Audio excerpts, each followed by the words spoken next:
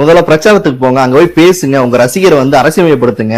அதை விட்டுட்டு ஒரு நாள் போனா அங்க பேசுறது கிடையாது, அடுத்த நாள் வந்து லீவ் போட்டுறது. சார் இதெல்லாம் சார் நீங்க நடிக்கிற படமா சார்? இது வந்து தேர்தல் சார், மக்களை சந்திக்கணும் சார், மக்கள் சந்திச்சு ஓட்டு கேட்கணும் சார். மார்ச் 30 வில்லிவாக்கத்துல லீவ் போட்டீங்க, மறுபடியும் வந்து ஏப்ரல் 6 வில்லிவாக்கத்து மறுபடியும் லீவ் போட்டீங்க, ஏப்ரல் 9 வந்து குறிஞ்சிப்பாடு லீவ் போட்டீங்க, அப்புறம் வந்து ஏப்ரல் 11 வந்து கடலூர் லீவ் போட்டீங்க. நீங்க இப்படி லீவ் போட்டு போய் பனையூர்ல படுத்துக்கிறீங்க.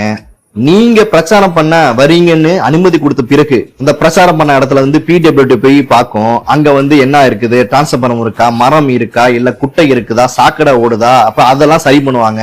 கரண்ட் கம்பம் இருக்கா, அங்க கரண்ட் கம்பத்துல வந்து தட்டி அடிப்பாங்க, மரத்து மேல வந்து தகரம் அடிப்பாங்க, இப்படி வந்து எல்லாத்தையும் அடிப்பாங்க. அப்புறம் சாக்கடை ஓடுதா, அங்க வந்து பூச்சி மருந்து அடிப்பாங்க. இப்படி வந்து எல்லா பாதுகாப்பு கொடுத்து உங்களுக்கு தயார் நிலை இருக்கும்போது நீங்க வரமாட்டேன்னு சொல்லுவீங்க.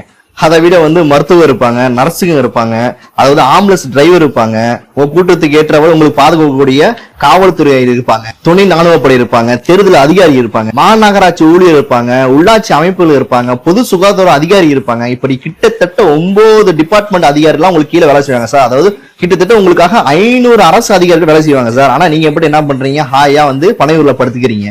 இதுல வேற நீங்க அனுமதி கேட்டு கொடுக்கலீங்கன்னா வந்து திமுக சதிங்கிறது, பயந்துட்டீங்களாங்கிறது. இது என்ன மாதிரி அரசியல்? அனுமதி கொடுத்தா வந்து பேச மாட்டீங்க.